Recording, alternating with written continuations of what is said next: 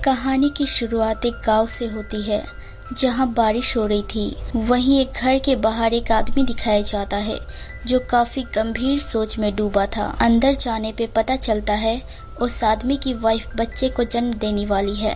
तभी वो आदमी एक टेम्पल की ओर निकल जाता है। वो टेम्पल एक डेमोनिक टेम्पल था जहाँ एक पुजारी दिखाया जाता है। असल में ये जो बंदा था वो अपने गांव को लेके काफी चिंतित था। इसका नाम डाइगो था और ये वहाँ का सरदार था। उस गांव में भूखमरी से लोग मर रहे थे, इसलिए डाइगो यहाँ आया था। वो पुजारी को अपनी बात बताता है, लेकिन पुजारी उसे ज्ञान देने लगता है, इसलिए डाइगो उसे मार देता है।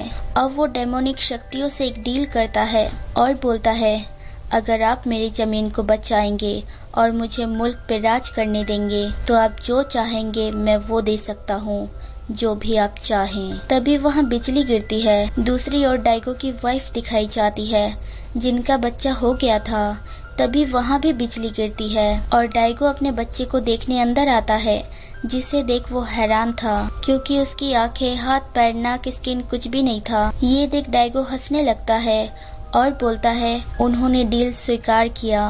अब वो बच्चे को दूसरी लेडी को पकड़ा देता है और अपनी वाइफ को बोलता है उसे भूल जाओ, वो जिंदा नहीं बचेगा। अब तुम एक और संतान को जन्म दोगी जो इस महान शासक का वारिस बनेगा। ये सुन उनकी वाइफ रो पड़ती है। यहाँ वो लेडी उस बच्चे को पानी में डुबाने आई थी, लेकिन उस अजीब से बच्चे को देख के लग रहा था जैसे वो जीना चाहता है, इसलिए वो लेडी उसे एक नाव में भगवान के भरोसे छोड़ देती है। तभी वहाँ एक अजीब सा क्रिएचर आता है जो उस औरत को खा जाता है। वहीं एक अंधा आदमी दिखाया जाता है जिसे बुरी शक्तियाँ महसूस हो रही थी। वो अपने अंधे आँखों से हल्का देख पा रहा था जहाँ उसे वही क्रिएचर दिखता है। वो आदमी अंधे होने के बावजूद उस क्रिएचर को मार देता है। उसे उस नाव में भी बुरी शक्तियाँ महसूस होती है, लेकिन वो उसे कोई इंसान नहीं लगता, ना ही कोई क्रिएचर या पिशाच लगता है। खैर, डाइगो का लैंड कई तबाही को झेलने के बाद खुशहाली की ओर बढ़ चुका था। दूसरी ओर वो छोटा सा बच्चा जिसमें रोने की भी शक्ति नहीं थी, वो खामोशी से कहीं गायब हो गया था। 16 साल बाद उस वक्त किसी न किसी जगह जंग छिड़ी रहती थी। कीड़ों से भी बुरी हालत इंसानों की थी।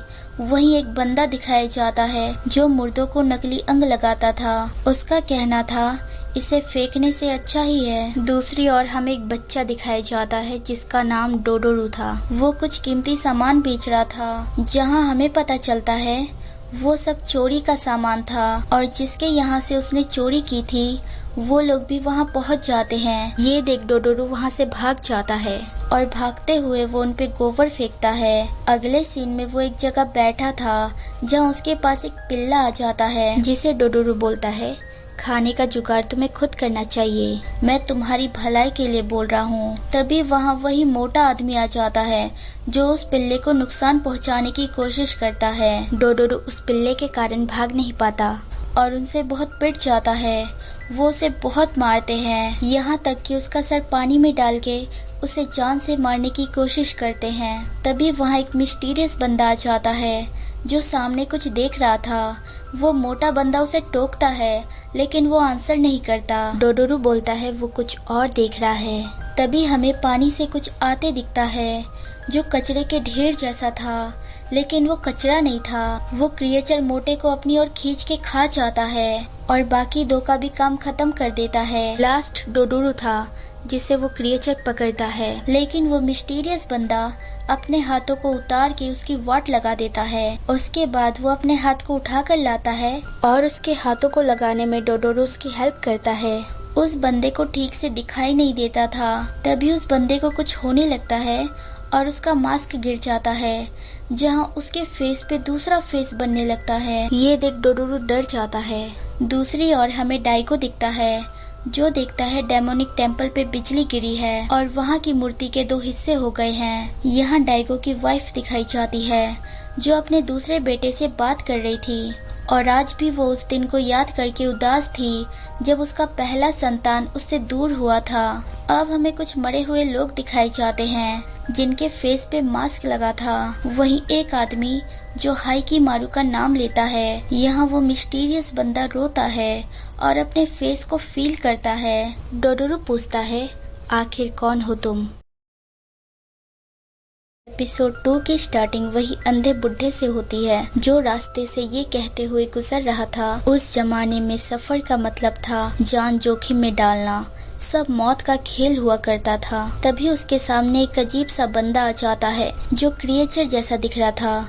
वो बैल बजा के बोल रहा था, चाहिए। दूसरी ओर हमें डोडोरू और वही मिस्टीरियस बंदा दिखाया जाता है। डोडोरू उसका पीछा कर रहा था और उससे बात करने की कोशिश कर रहा था, लेकिन वो बंदा डोडोरू से बिल्कुल बात नहीं करता। तभी वो अपने हाथ निकाल के पानी की ओर जाता है और फिश पकड़ता है। जब वो उन फिश को ऐसे ही खाने चाहता है तब डोडोरू उसे रोकता है और बोलता है इसे ऐसे नहीं खाते। अगले सीन में डोडोरू उन फिश को पका कर उसे देता है और बोलता है नमक होता तो ज्यादा अच्छा लगता। वो बंदा चुपचाप फिश को खाता है।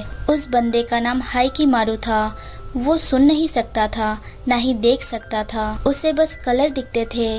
इसे हम आत्माओं का रंग भी बोल सकते हैं। हर चीज का रंग अलग होता है, दुश्मनी, नफरत या ऐसे जीव जो इस दुनिया के नहीं हैं। उसे डोडोरू से कोई खतरा नहीं लगता, इसलिए वो उसके साथ था। खैर अब डोडोरू उससे उसका नाम पूछता है, लेकिन वो कोई आंसर नहीं करता। अगले दिन डोडोरू उसे खुश होके बताता है एक गांव है जहाँ एक पिशाच का राज है। बोला जाता है वहाँ रुकने वाले मुसाफिर और गांव के लोग बीच बीच में गायब हो जाते हैं।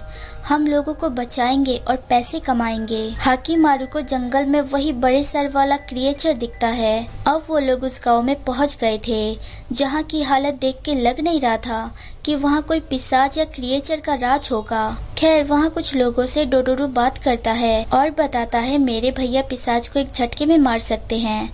ये बात पे वो बंदा यकीन कर लेता है और आज रात वो उन्हें वहीं रुकने बोलता है। अगले सीन में डोडोरू और हाइकीमारू खा पी के बैठे थे, तभी बेल की आवाज आती है और गेट अपने आप खुल जाता है। वहाँ डोडोरू वही बड़े सर वाले क्रिएचर को देखता है, जिसे देख वो बहुत ज्यादा डर जाता है, लेकिन हाइकीमारू शांति से बैठा रहता है, वो कुछ नहीं करता।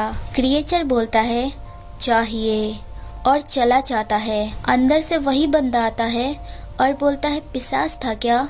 डोडोरू बोलता है हाँ, हमने उसे जाने दिया, टेंशन मत लीजिए, हम हैंडल कर लेंगे। अगले सीन में गांव की मुखिया उन दोनों को बुलाती है, जहां जाने के बाद डोडोरू को एक लेडी दिखती है जो गांव की मुखिया थी। उनका नाम बदई था।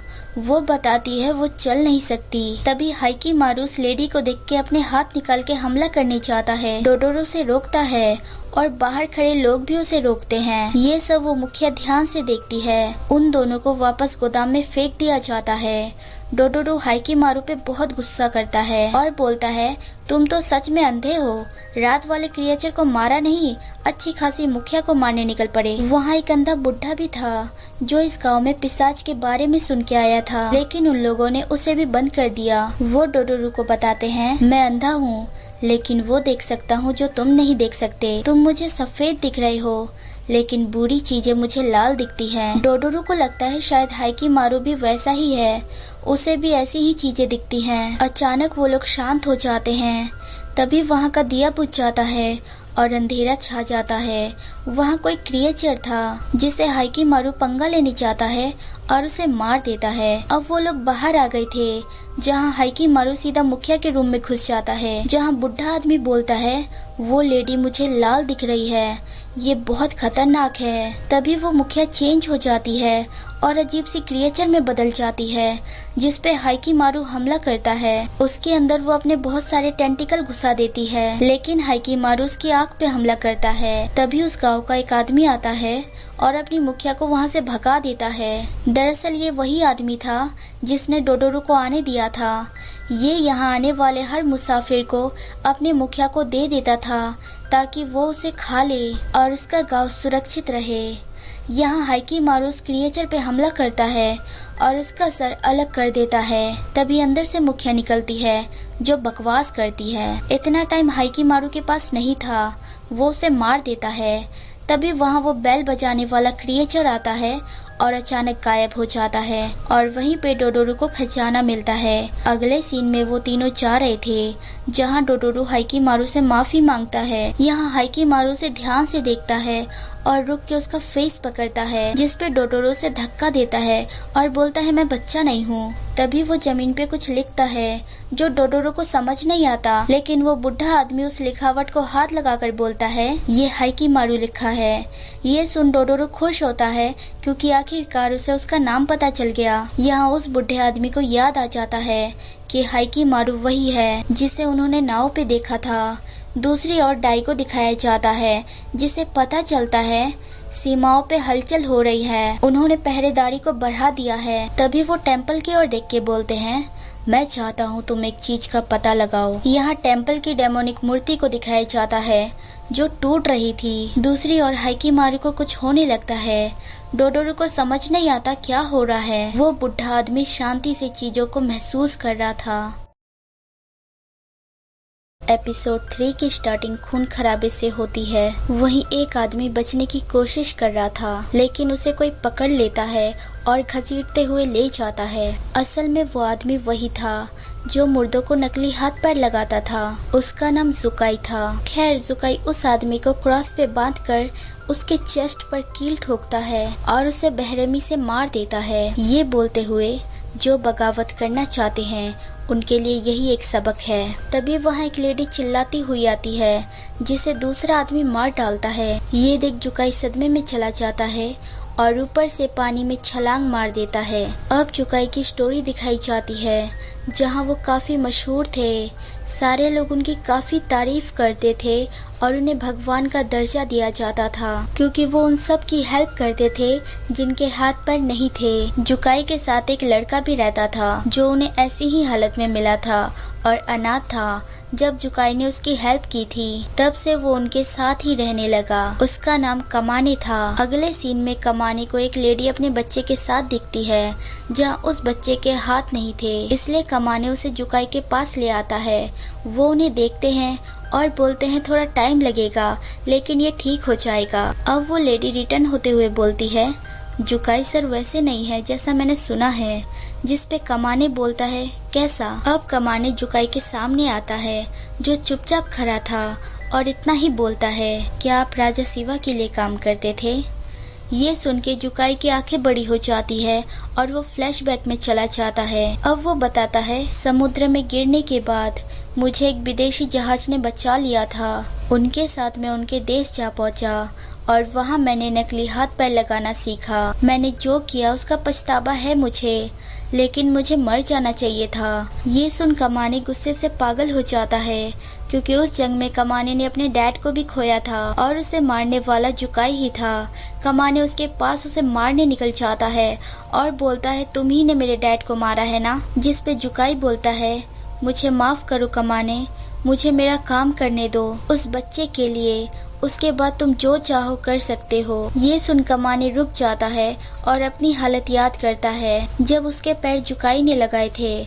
कमाने बोलता है उस बच्चे के लिए तुम्हें छोड़ रहा हूँ। अगले सीन में जुकाई उस बच्चे का हाथ बना कर दे देता है, जिसपे वो बच्चा काफी खुश होता है। लेकिन कमाने एक ही बात बोलता है तुम्हारे पापों की भरपाई तुम कभी नहीं कर पाओगे। अब वो अपनी नकली टांग वहीं फेंक के एक डंडे के सहारे वहाँ से निकल जाता है, ये बोलते हुए कि तुम मेरे जीवनदाता कभी नहीं हो सकते। यहाँ जुकाई उसकी नकली टांग लेके बहुत रोता है। अगले सीन में वो दुखी होकर कहीं जा रहा था, तभी वो गिर जाता है और वही नाव में उसे हाइकीमारू मिलता है जो अभी भी जिंदा था। वो जीना चाहता था, इसलिए वो उसे ले जाते हैं। 1 साल बाद डाइगो को भी बेटा होता है, लेकिन उसकी माँ अपने पहले बच्चे के लिए उदास थी। 4 साल बाद हाइकीमारू को उन्होंने चलने भागने के लिए सब कुछ बना कर दिया था। हाइकीमारू के सहारे जुकाई भी जीने लगे थे और उसकी परवरिश कर रहे थे। उन्होंने उसका नाम हाइकीमारू रखा था।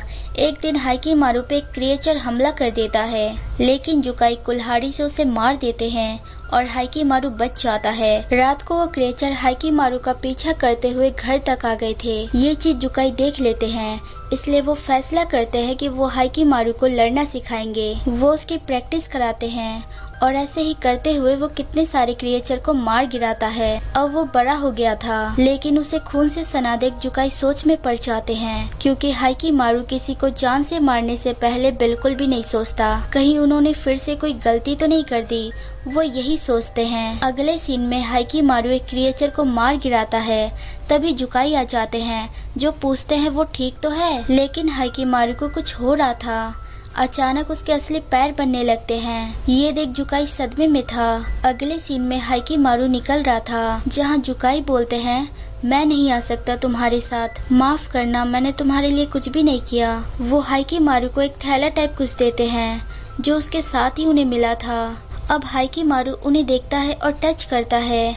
ये देख जुकाई रो पड़ते हैं और उसे गले लगा लेते हैं। अब डोडोरू और बुढ़ा आदमी हाइकिमारू की बात करते हैं, जहाँ पता चलता है हाइकिमारू जब क्रिएचर को मारता है तब उसे उसके अंग वापस मिल जाते हैं। बुढ़ा आदमी बोलता है बहुत पहले शायद किसी ने इसके शरीर के बदले डीमन से सौदा किया होगा। तभी हाइकिमारू उठ जाता है और आग की ओर आता है। आग में पैर देते ही उसे दर्द महसूस होता है, लेकिन जानबूझकर वो आग में पैर घुसा देता है, जिससे डोडोरू उसे काफी डांटता है। यहाँ जुकाई दिखाए जाते हैं, जो मुर्दों को नकली अंग लगा रहे थे और ये बोल रहे थे मैं यहाँ से कहीं नहीं जा सकता हाइकिमारू। एपिसोड 4 की स्टार्टिंग कुछ बंधकों को दिखाते हुए होती है, जिसे एक बंदा मारने की कोशिश करता है लेकिन मार नहीं पाता। तभी उसकी ओर दूसरा बंदा तलवार फेंकता है, जिसे पकड़ते ही वो उस बंधक को मार देता है। अब कहानी हाइकिमारू पे शिफ्ट होती है, जहां वो बारिश में कई घंटों से भीग रहा था और डोडोरू से देख रहा था। वहीं एक लेडी आती है जो हाइकिमारू के बारे में पूछती है, जिस पे डोडोरू यही बताता है कि वो सुन नहीं सकता। यहाँ उनकी कुछ बात होती है, जिसमें पता चलता है उस लेडी का भाई 4-5 साल पहले जंग में गया था, अब तक वो नहीं लौटा। खैर अचानक वहाँ एक घायल आदमी आता है, जिसे डोडोरू और वो लेडी देखने जाते हैं। यहाँ हाइकिमारू को जंगल में कुछ दिखता है, जिसका वो पीछा करता है। डोडोरू भी उसके पीछे जाता है, जहाँ उन्हें लाश की लाइन दिखती है। तभी हाइकिमारू पे एक बंदा हमला करता है और बोलता है मेरी तलवार खून की प्यासी थी, इसलिए मैंने इन्हें मार दिया। असल में वो तलवार श्रापित है, जो इंसानों का खून पीती है। ये तुम्हारे हाथ में आने के बाद तुम्हें काबू कर लेती है और लोगों का खून करने पे मजबूर करती है। यहाँ हाइकिमारू क्लियर देख पा रहा था, उस आदमी में दोष नहीं है, उस तलवार में दोष है। वो सच में श्रापित तलवार है। यहाँ वो बंदा हाइकिमारू पे हमला करता है, लेकिन हाइकिमारू उस आदमी को चोट नहीं पहुँचाता, बस तलवार से बचता है। और ऐसे ही करते हुए वो लोग किनारे पर आ जाते हैं, जहाँ वो बंदा फिर हाइकिमारू पे हमला करता है, लेकिन उसकी तलवार हाइकिमारू के पैर में घुस जाती है और वो बंदा नीचे गिर जाता है।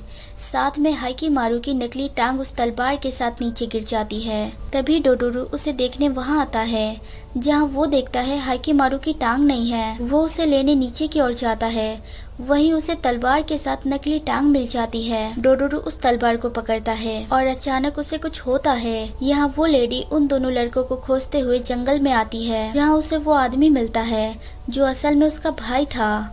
यहाँ हाइकिमारू को उसकी टांग मिल जाती है, लेकिन तलवार वहाँ से गायब थी। खैर यहाँ वो लेडी अपने भाई को होश में ला रही थी, जहाँ वो होश में आ जाता है और कुछ खोजता है। दूसरी ओर डोडोरू, जो उस तलवार के लिए काफी छोटा था, वो तलवार उसे कहीं लेते हुए जा रही थी। वहीं उसे 2 लोग दिखते हैं, जिस पे वो हमला करता है, लेकिन कुछ कर नहीं पाता और वो लोग भाग जाते हैं। अचानक डोडोरू हिप्नोटाइज हो जाता है और सीधा चलने लगता है। हाइकिमारू उसे दूर से देख रहा था, जहाँ वो गांव की ओर जा रहा था। यहाँ वो लेडी अपने भाई के लिए खाना लाई थी, लेकिन उसका भाई स्ट्रेंज बिहेव कर रहा था। वो उससे बात भी नहीं करता। जहाँ उस लेडी को याद आता है, जब वो अपने भाई को ला रही थी, तब उसे रास्ते में लाशों की लाइन दिखी थी और उसके भाई के हाथों में खून लगा था। यहाँ वो बंदा फ्लैशबैक में चला जाता है, जब उसे कुछ बंधकों को मारने के लिए फोर्स किया गया था, लेकिन वो मार नहीं पाता। तब उसके राजा उसकी ओर एक तलवार फेंकते हैं, जिसे पकड़ते ही वो हत्यारा बन जाता है और उस बंधक की वाट लगा देता है। ऐसे ही करते हुए वो वहाँ सारे बंधकों को चीर फाड़ देता है। यहाँ जितने भी ब्लड तलवार पे लगते हैं, वो सब सोख लेता है और यहाँ तलवार का नाम रिवील होता है, निहिरू। अब वो आदमी राजा को बोलता है, निहिरू बोल रही है, इसे और खून चाहिए। ये बोलते हुए वो राजा और बाकी सबको भी मौत के घाट उतार देता है। अब वो आदमी पहले जैसा बिल्कुल भी नहीं था। वो ये बोलते हुए वहाँ से निकल जाता है कि मैं तुम्हें और खून पिलाऊंगा। खैर अब सीन प्रेजेंट में आती है, जहाँ वो आदमी बोलता है निहिरू मुझे बुला रही है, लेकिन उसकी बहन उसे बहुत रोकने की कोशिश करती है, पर वो आदमी नहीं सुनता। यहाँ बाहर डोडोरू के पास हाइकीमारू आ जाता है, जो उस पे हमला कर देता है और उनके बीच लड़ाई होती है, जहाँ डोडोरू के हाथ से हाइकीमारू तलवार को दूर कर देता है। ये देख डोडोरू हाइकीमारू के पास जाके बेहोश हो जाता है। हाइकीमारू डोडोरू को साइड में रख देता है। यहाँ वो आदमी उस तलवार को उठा लेता है और हाइकीमारू पे हमला करता है। उनके बीच फाइट होती है और हाइकीमारू उस आदमी को मार देता है और उस तलवार के 2 टुकड़े हो जाते हैं।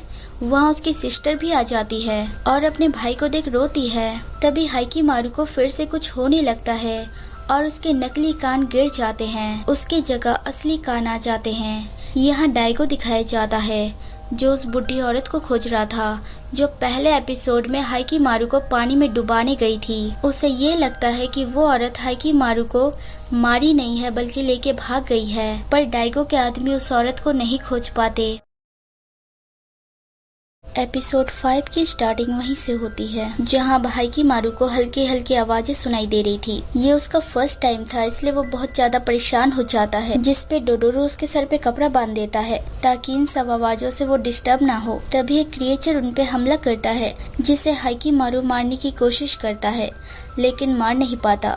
तभी वहाँ वही बुढ़ा आदमी आ जाता है, जो उस क्रिएचर को मार देता है, लेकिन हाइकीमारू फ्रीज हो चुका था। अगले सीन में बुढ़ा आदमी और डोडोरू बात करते हैं, जहाँ डोडोरू बताता है हाइकीमारू बहुत कमजोर हो चुका है, कोई दवाई होती तो शायद ठीक हो जाता। अब डोडोरू बोलता है नदी के पार एक शहर है, हम वहाँ से कोई जुगाड़ कर सकते हैं, लेकिन बुढ़ा आदमी मना कर देता है क्योंकि वहाँ जंग छिड़ी हुई है। उन्होंने सुना है सकाई कबीले जिनका यहाँ राज है, उन्होंने अपने दोस्त कबीले को धोखा दे दिया, इसलिए 2 सेनाएं तलवार लिए खड़ी हैं। अगली सुबह हाइकीमारू उठ के जंगल की ओर निकल जाता है, जहाँ उसे एक लड़की मिलती है जिसका नाम मियो था। हाइकीमारू उसे छूने जाता है, लेकिन उसे गिरता देख मियो समझ जाती है उसे फीवर है। अब वो उन तीनों को अपने एरिया में ले आती है, जहाँ हाइकीमारू जैसे बहुत सारे बच्चे थे। मियो बताती है वहाँ बहुत भयानक जंग हुई थी, तब उन्होंने अपना सब कुछ खो दिया। लास्ट में वही बचे जो जैसे तैसे अपना गुजारा कर रहे हैं। उनमें से एक बच्चा जो समझदार था,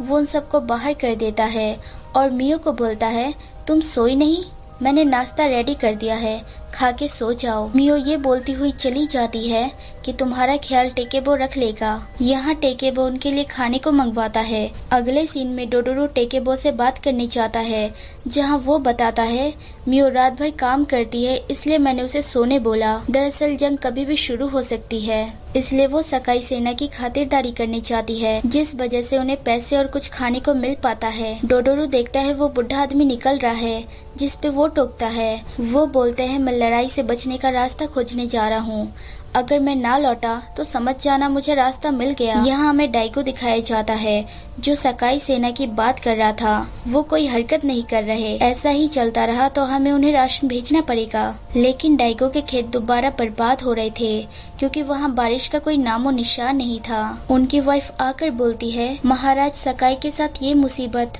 और अब ये अकाल, ऐसा लगता है जैसे हम पुराने हालत में आ गए हैं। ये मत भूलिए कि हम एक नाजुक से ईंट पे टिके हुए हैं, ये कभी भी टूट सकती है।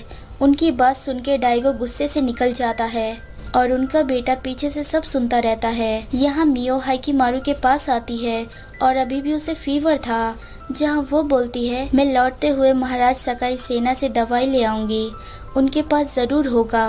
अगले सीन में वो दवाई ले आती है और तीनों बैठे रहते हैं। तभी वहाँ वो बुढ़ा आदमी आ जाता है, जो बताते हैं एक बुरी खबर है और एक अच्छी। दरअसल उन्हें एक ऐसी जगह मिली थी जो उन सब के लिए सेफ थी।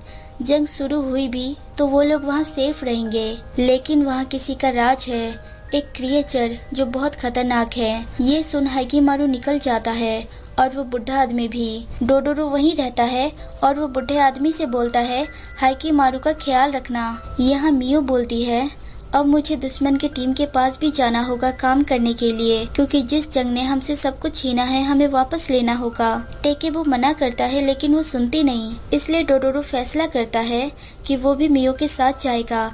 कुछ गड़बड़ हुई तो वो सब हैंडल कर लेगा, जिस पे टेकेबू उसे शुक्रिया बोलता है। दूसरी ओर हमें हाइकीमारू और बुढ़ा आदमी दिखाया जाता है जो उस क्रिएचर के पास आ गए थे। वो क्रिएचर उन्हें अपनी ओर खींचता है। हाइकीमारू उस पे हमला करता है लेकिन वो क्रिएचर उसकी टांग में अपनी दांत घुसा देता है। पीछे से बुढ़ा आदमी हाइकीमारू को बचाने आता है। ये सब में हाइकीमारू के पैर चले जाते हैं। वो बहुत चिल्लाता है। यहाँ डोडोरो को मियो नहीं मिलती, लेकिन एक जगह से आवाज आती है। वो वहाँ जाता है और वहाँ का सीन देख उसकी आंखें बड़ी हो जाती है, क्योंकि मियो गलत काम कर रही थी। एपिसोड 6 की स्टार्टिंग में हमें बुढ़ा आदमी और हाइकीमारू दिखाई जाते हैं, जिसके पास डोडोरो दौड़ कर आता है, लेकिन हाइकीमारू के टांगों को देख वो डर के गिर जाता है। खैर, डोडोरो ने फर्स्ट टाइम हाइकीमारू की आवाज सुनी थी। उसकी टांगे तो गई लेकिन उसकी आवाज उसे मिल गई। अगले सीन में मियो को हाइकीमारू के बारे में पता चलता है। वो दौड़कर उसके पास आती है और उसे साफ करती है। तभी डोडोरो उसके हाथ में चोट देख लेता है और वो दौड़ के वहाँ से चला जाता है। दूसरी ओर टेकेबू डोडोरो से पूछता है वो यहाँ क्या कर रहा है, जिस पे वो पूछता है उसने कभी मियो को काम करते देखा है। टेकेबू बोलता है नहीं, लेकिन अगर मियो नहीं होती तो हम मर जाते। हमें उसका ही सहारा है। हम सब ने प्रॉमिस किया है कि एक दिन हमारा चावल का खेत होगा, इसलिए वो इतनी मेहनत कर रही है। कुछ टाइम बाद मैं भी उसकी हेल्प करूंगा। ये सुन के डोडोरो सोच में पड़ जाता है। हालांकि मियो की भी इसमें कोई गलती नहीं थी। ये सब तो किस्मत की बात है। यहाँ डाइगो का बेटा दिखाया जाता है, जो अपने पिता से जिद कर रहा था कि वो भी उसे अपने साथ जंग में लेके जाए, लेकिन वो मना कर देते हैं। वहीं वो अपनी माँ से बोलता है वो पिता को इस बारे में मना ले, लेकिन वो बोलती है पिता के सामने उनकी नहीं चलती। ये सुन उनका बेटा बोलता है आप तो मुझसे शुरू से ही नफरत करती हैं। आपको कोई फर्क नहीं पड़ता मैं कोई इनाम जीतूं या किसी चीज में आगे जाऊं, शुरू से ही आप ऐसी हैं। जिस पे उसकी माँ बोलती है ऐसा कुछ नहीं है। तभी वो अपने चेलों के साथ शहर पे निकल जाता है, जहाँ वो याद करता है जब वो एक दिन पेड़ पे चढ़ा था अपनी माँ को दिखाने के लिए, लेकिन उसकी माँ को किसी और चीज की ही पड़ी थी। उसे लगता है उसके माता पिता उससे कोई बात छुपा रहे हैं। अगले सीन में हाइकीमारू चलने की कोशिश करता है, जिसे मियो शांत करती है और उसे गाना सुनाती है। ये चीज बुढ़ा आदमी और डोडोरो सुनते हैं, लेकिन उन्हें हाइकीमारू में कुछ महसूस होता है। खैर, अब वो वापस निकल रहे थे, जहाँ वो डोडोरो को हाइकीमारू के बारे में कुछ बोलते हैं। वो जो लाल रंग हाइकीमारू के साथ बचपन से है, ऐसा कह सकते हैं ये कोई अंगारे हैं जो उसे उसका शरीर छीनने के बाद मिले हैं। दुआ करो गुफा में छुपा जानवर हैवान न बन जाए। यहाँ हाइकीमारू मियो को घूरता है, जिस पे वो बोलती है मुझे ऐसे मत देखो, मेरी आत्मा का रंग घिनौना है। लेकिन हाइकीमारू उसे पकड़ कर घूरता है। अब हमें डाइगो के लोग दिखाई जाते हैं, जो इंतजार करते हुए थक गए थे। खैर, डाइगो राशन और सेना उनके लिए भेज रहे थे, लेकिन अब वो फैसला करते हैं सकाई की सेना की ओर हमला करने का, और सब छुप के हमला करने वाले थे। यहाँ मियो अपने काम के लिए निकल रही थी, जहाँ उसे डोडोरो मिलता है और वो उसे बोलती है तो तुम्हें सब पता चल गया। लेकिन अब मियो को इस बात की शर्म नहीं थी, वो बस जिंदा रहने के लिए ये कर रही थी। डोडोरो बोलता है मेरी मॉम इसी वजह से मारी गई, उन्होंने सब किया लेकिन सिर्फ ये काम कभी नहीं किया, पर तुम जो कर रही हो वो भी गलत नहीं है। अब वो आंसू पोंछकर बोलता है तुम जंग से सब कुछ वापस ले लेना, सब ले लेना जो भी ले पाओ। जिस पे मियो हंसती है और शुक्रिया बोलती है। यहाँ डोडोरो हाइकीमारू को बहुत खिलाता है और बोलता है हे सुनो, तुम उसे खुद पे हावी मत होने देना, तुम कभी हैवान मत बनना। अब हाइकीमारू पहले से ठीक हो गया था, लेकिन मियो डोडोरो को बोलती है वो अभी भी इतना ठीक नहीं हुआ है, उसका ध्यान रखना। पर हमें दिखाया जाता है मियो पे कोई नजर रख रहा है। आधी रात को डोडोरो देखता है हाइकीमारू गायब है। यहाँ हाइकीमारू उसी क्रिएचर से पंगे ले रहा था। टेकेबू मियो को बोलता है हाइकीमारू खतरे में है, वो उस क्रिएचर से लड़ने निकल गया है। अब बारिश भी होने लगती है और हाइकीमारू उस क्रिएचर से लड़ने लगता है, जहां वो उसकी टांग पे दोबारा हमला करता है।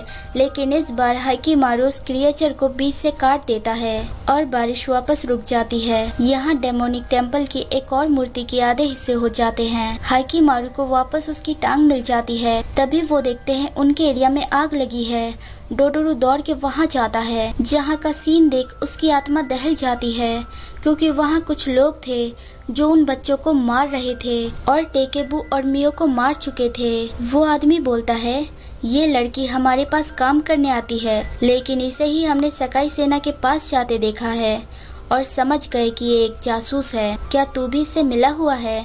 डोडोरू उसका जवाब नहीं देता और मियो के पास जाता है, लेकिन वो आदमी डोडोरू को पकड़ लेता है और बोलता है, तो तू भी मिला हुआ है। अब वो उस पे वार करने चाहता है, तभी हाइकीमारू उसका हाथ काट देता है।